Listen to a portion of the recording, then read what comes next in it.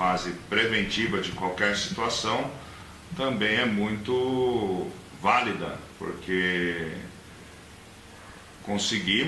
todos os profissionais, né, conseguem muitas vezes evitar grandes problemas futuros ao seu consulente, né, ao seu cliente, né, que lhe faz a consulta preventiva também.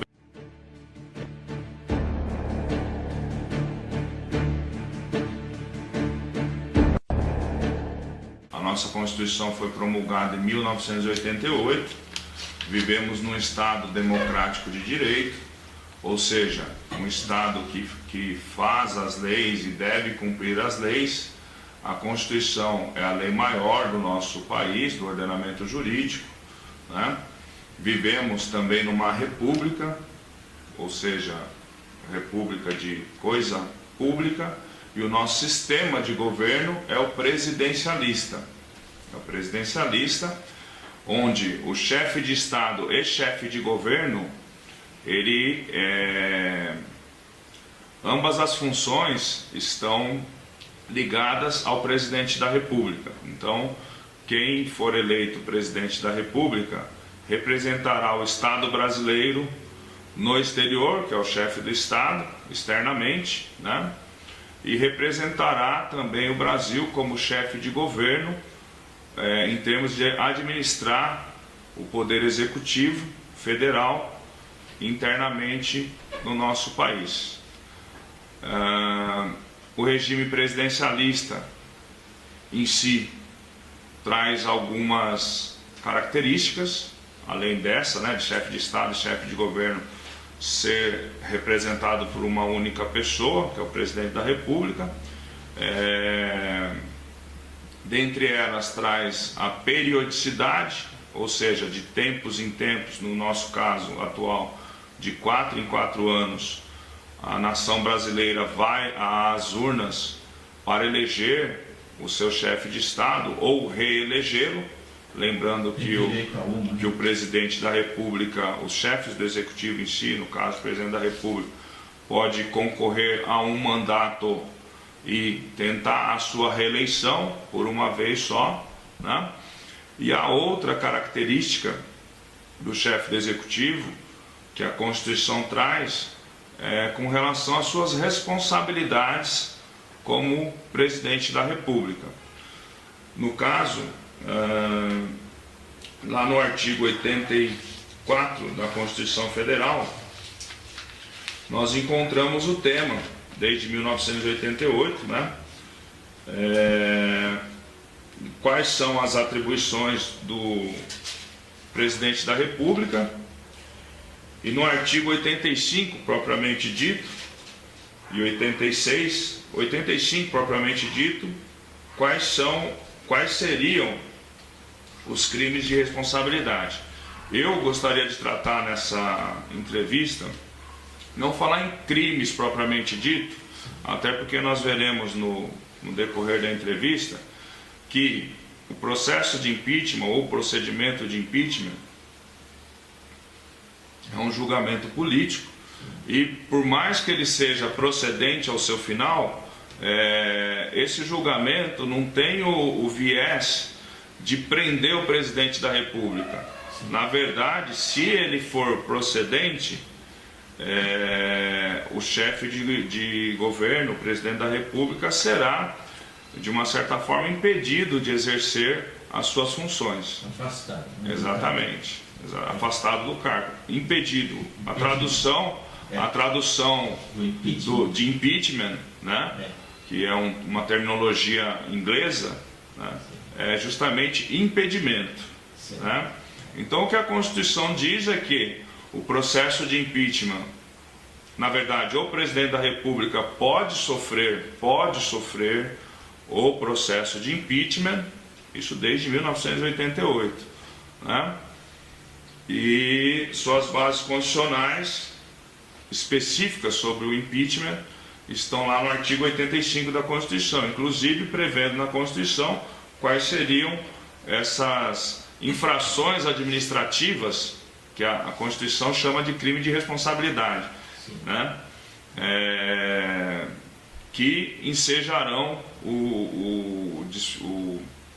tanto o início do processo de impeachment como a sua conclusão, que pode ser procedente ou não.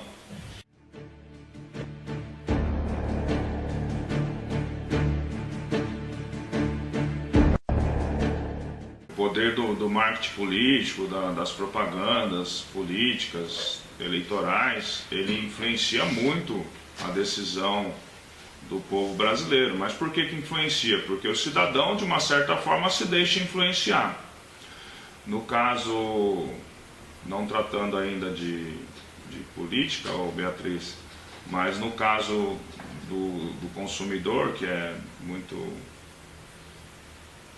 vulnerável, digamos, também a essas propagandas, etc., ele só é influenciável quando ele se deixa influenciar ou quando ele não consegue tirar de uma propaganda o cunho real ou próximo da realidade que está incutido atrás dessa propaganda.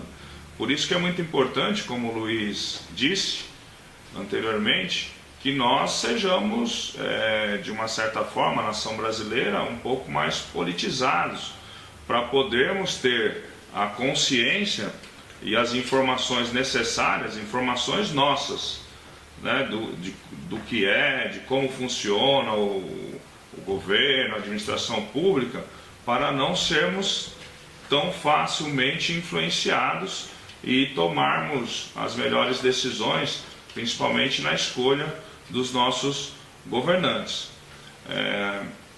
Com relação ao impeachment,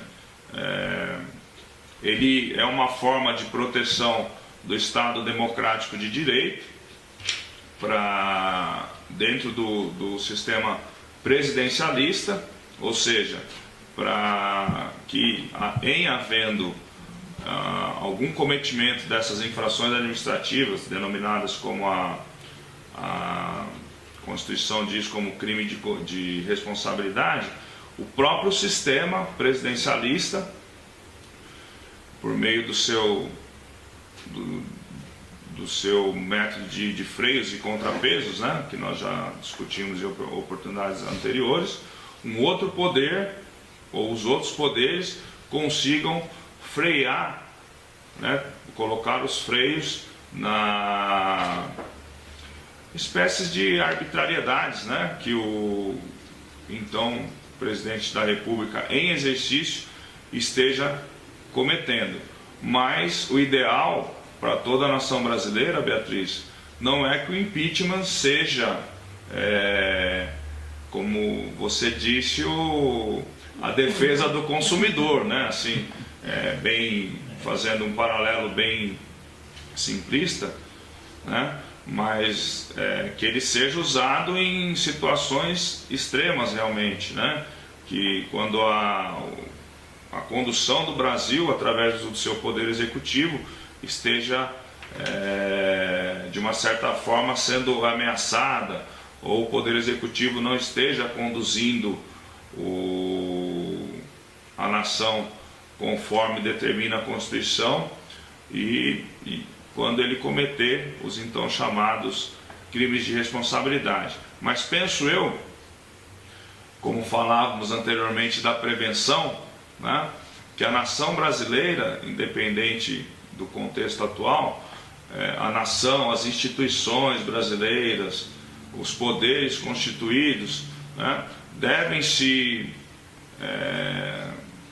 reformular no sentido de prevenir que não se tenha futuros, prevenir, não impedir, né, que não se tenham futuros impeachments, porque a entrada, saída de um governo sempre causa também as suas repercussões, seja na esfera social, política, econômica e etc. Agora,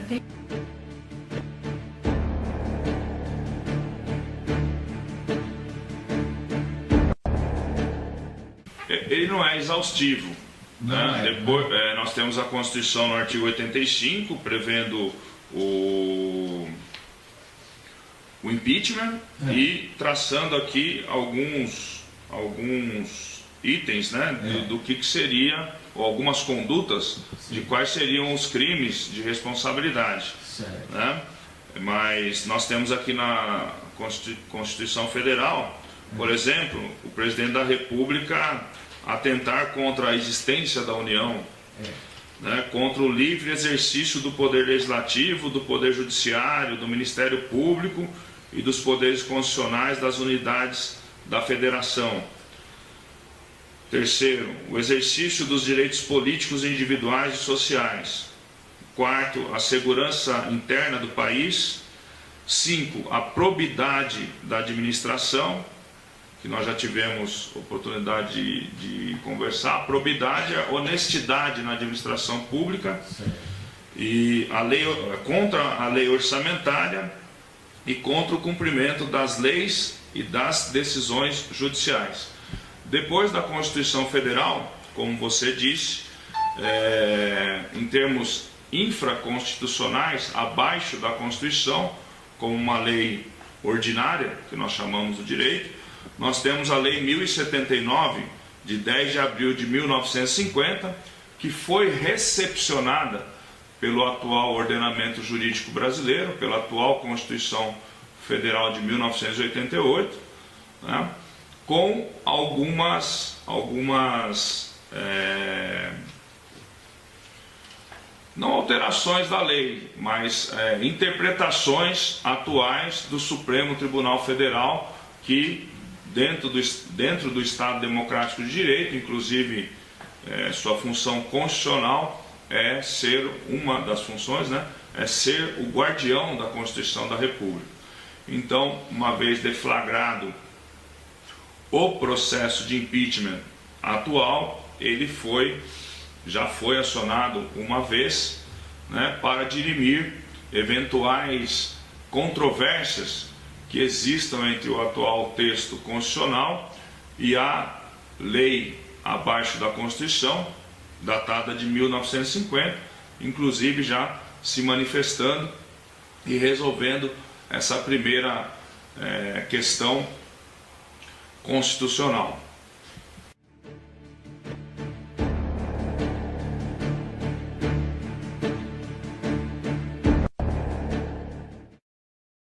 Na verdade, os ministros são nomeados pelo presidente da República, pelo chefe do Executivo Federal, e aí vem, né, nessa escala decrescente, se é que podemos chamar, né, e os secretários de Estado são nomeados pelos seus governadores, e os secretários de município dos municípios são nomeados pelos seus prefeitos, né? Mas, na verdade, os ministros são verdadeiros secretários, assessores, né, dos chefes de executivo, né? Então estão quase que umbilicalmente ligados, né? E têm a mesma responsabilidade de tratar a coisa pública, de administrar o executivo, a nação brasileira, os estados-membros, os municípios, assim como os chefes do executivo. Por isso também a responsabilidade deles. Lógico que a do chefe do executivo é maior, porque assim como eu, se for proprietário de uma empresa, né, eu que elevo um determinado funcionário como diretor, né, como meu assessor, né, a responsabilidade do chefe do executivo, se é que podemos chamar, é maior do que a do ministro, mas o ministro está responsável ali por determinada pasta, por determinadas políticas públicas, né, que o chefe do executivo lhe incumbiu, né, e na omissão do chefe do executivo em não perceber ou não tomar nenhuma medida no sentido de que esse ministro haja dentro dos ditames legais, constitucionais, né, também eles podem sofrer um processo de impeachment. Temos alguns ministros que têm os seus pedidos de impeachment já ajuizados, mas diante da gravidade política, econômica que o Brasil atualmente se encontra, logicamente estão priorizando a questão do impeachment com relação ao chefe do Executivo Federal, né? Mas tem pedidos de impeachment também já de ministros. Daí...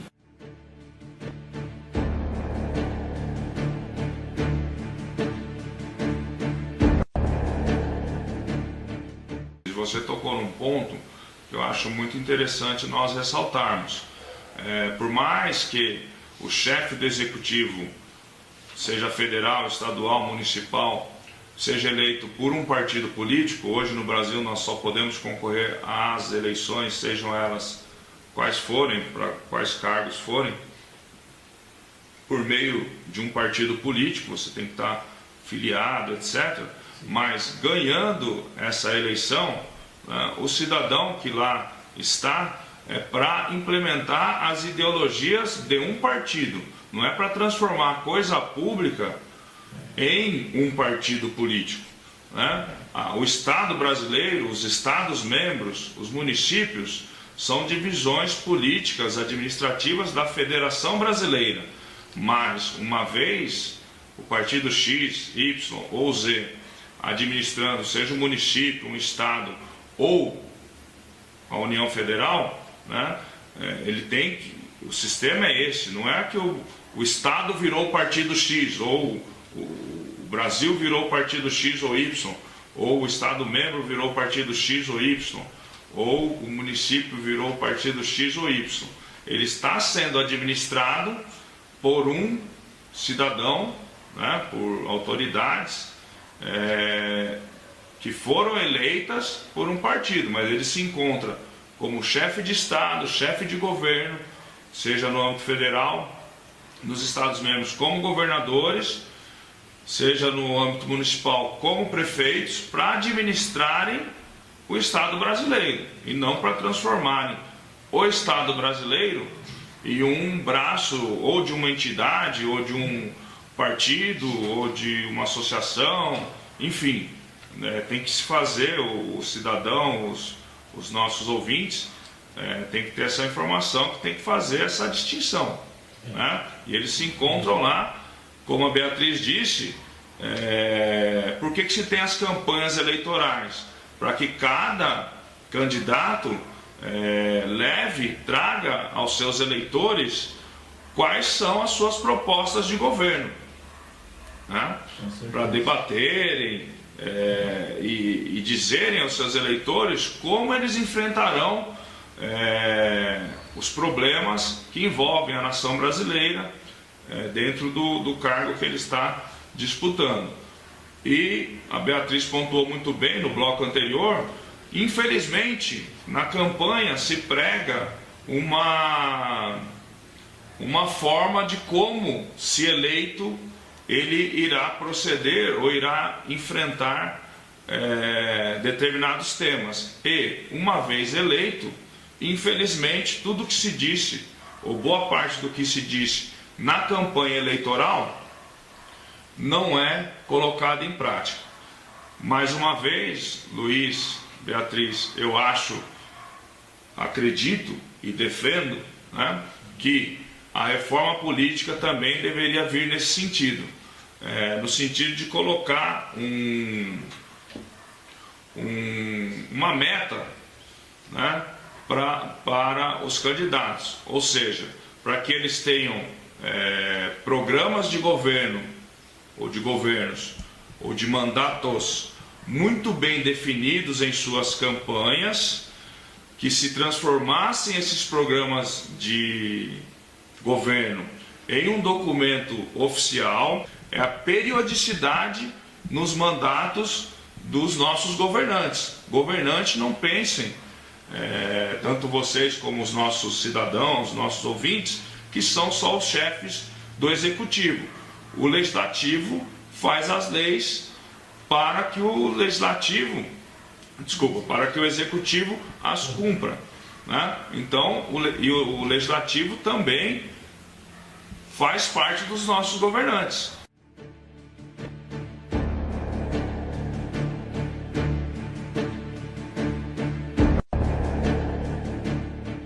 Poder Judiciário, para se ingressar na magistratura como juiz de primeira instância, todos os candidatos passam por árduos concursos públicos de 5 fases. Então, realmente é por conhecimento, por técnica e etc. Né? E são alçados à segunda instância também, por merecimento, por mérito, etc. Então, são aspectos técnicos e meritórios, né? Por mérito. Já nas instâncias superiores, nos tribunais, nas cortes superiores, STF, STJ, TST, enfim, os ministros que compõem essa corte ou essas cortes são nomeados pelo chefe do Executivo Federal, no caso o Presidente da República, dizendo a Constituição que para ser ministro do Supremo Tribunal Federal basta ter reputação ilibada, né? Então, e no mínimo 35 anos, se não me falha a memória. São esses os dois requisitos, atributos: reputação ilibada e notório saber jurídico. Agora, só complementando, né? 35 anos, reputação ilibada e notório saber jurídico. A Corte Suprema, o STF, o STJ, etc. Né? Veja que o ministro que vai compor a corte mais alta de uma nação, da nação brasileira, não precisa passar por nenhum concurso público. Sua nomeação, de uma certa forma, passa pelo crivo político também.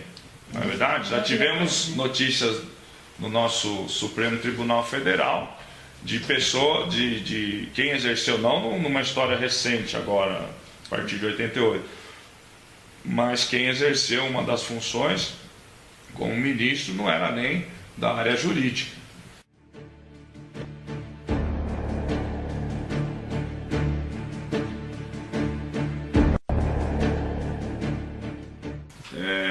Para que se comece um processo de impeachment, pode ser feita por qualquer do povo. No âmbito federal, deve ser feita na Câmara dos Deputados, dirigida ao seu presidente da Câmara dos Deputados, que, analisando o pedido de impeachment, aceitará esse pedido ou não, né? No caso atual, vários pedidos foram feitos. O atual presidente da Câmara dos Deputados arquivou vários, porque entendia não se encontrar presente os requisitos de admissibilidade, e acabou aceitando, no ano passado, o pedido efetuado por juristas, né? O pedido assinado pelo Dr. Hélio Bicudo, o Miguel Reale Júnior e a doutora Janaína, se não me falha a memória, 3 advogados que assinam a petição. Foi aceito, né? Sendo aceito pelo presidente da Câmara dos Deputados, forma-se então a comissão especial, que foi um dos temas que foi levado ao STF ano passado, porque ao formar essa comissão especial, o presidente da Câmara dos Deputados deu uma interpretação ao regimento que poderia ter a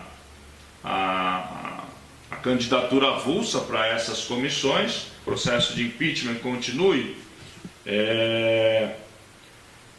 2/3 da Câmara dos Deputados, que é composta por 513 deputados federais, devem se manifestar favoráveis ao processo de impeachment, à continuação do processo de impeachment, independentemente do que constar nesse parecer. Se não houver os 2/3, o processo é arquivado. Já na Câmara dos Deputados. São 342 deputados, é isso? 342 deputados, exatamente. Bom, se for arquivado, a vida continua, né? O atual presidente continua governando, etc. Já está determinado que serão votos abertos. Votos abertos. Não serão secretos. Não serão secretos, tá? Bom, mas se não for arquivado, aí vai para a segunda Câmara, que é o Senado Federal, né?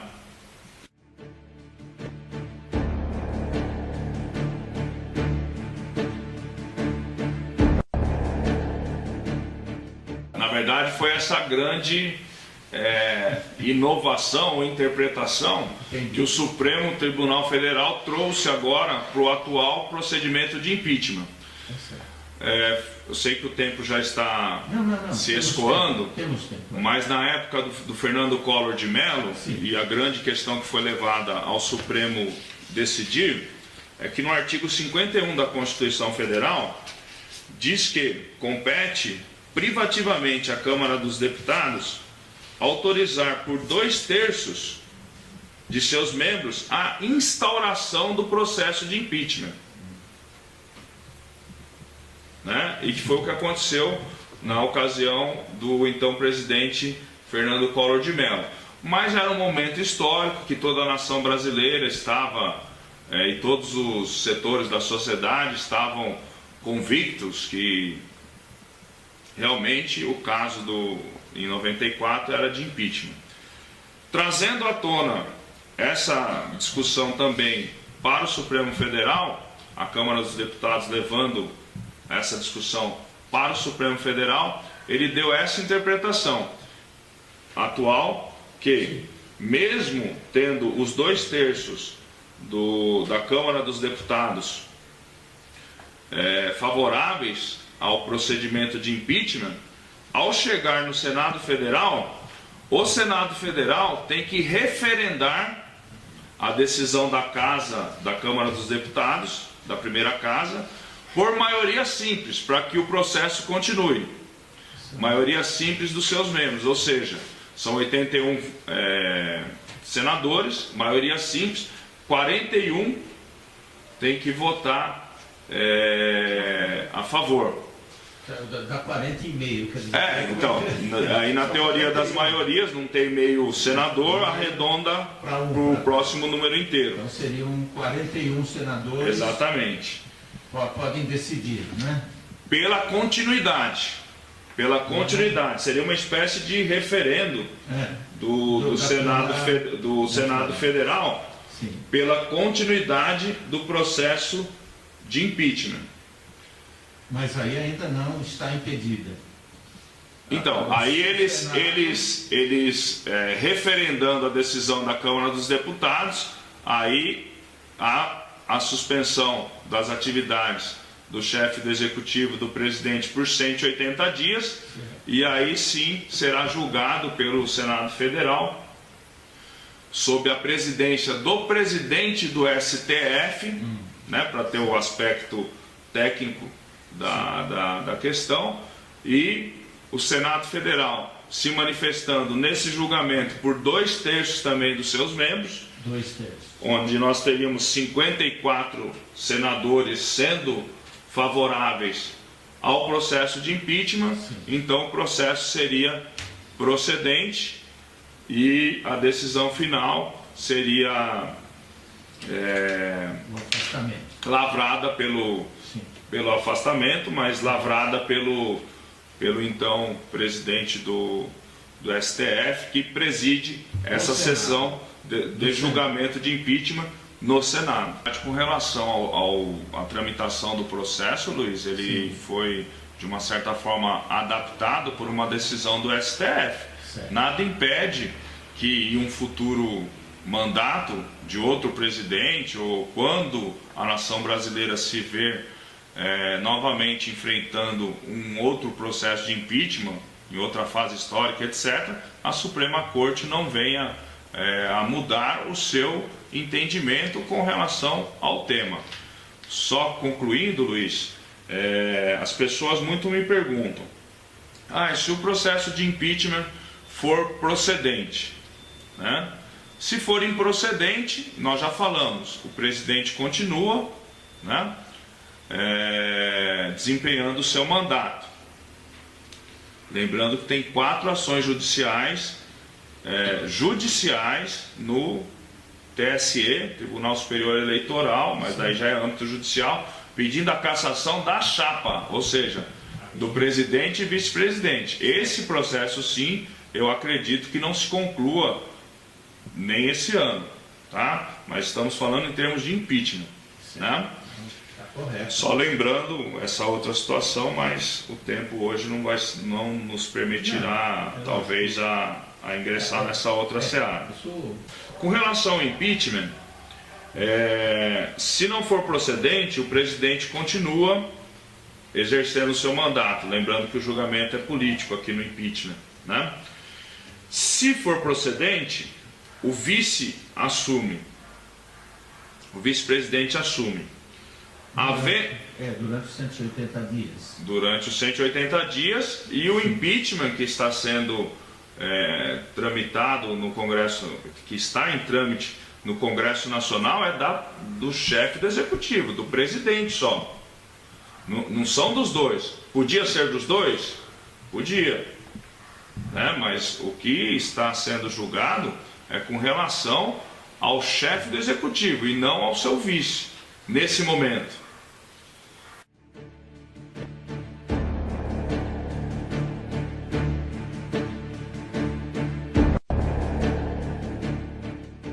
O desfecho, né, desses acontecimentos, as autoridades constituídas, seja do Poder Executivo, Legislativo, Judiciário, devem ter muita prudência na condução desses processos, né? E os cidadãos brasileiros também devem ter bastante discernimento e prudência ao defenderem seus ideais, etc., porque nós estamos vendo nas ruas e podemos estar diante de confrontos onde cidadãos que até então se abraçavam, se beijavam, se cumprimentavam, pode se encontrarem aí, dependendo das emoções, né, dos momentos, etc., degladiando na rua, que seria, penso eu, um dos piores episódios também da nação brasileira, o que não seria ideal para nós, todos irmãos que somos e cidadãos que somos, né? O poder vai continuar lá, alguém vai continuar no poder ou nos poderes, né? E nossas vidas seguirão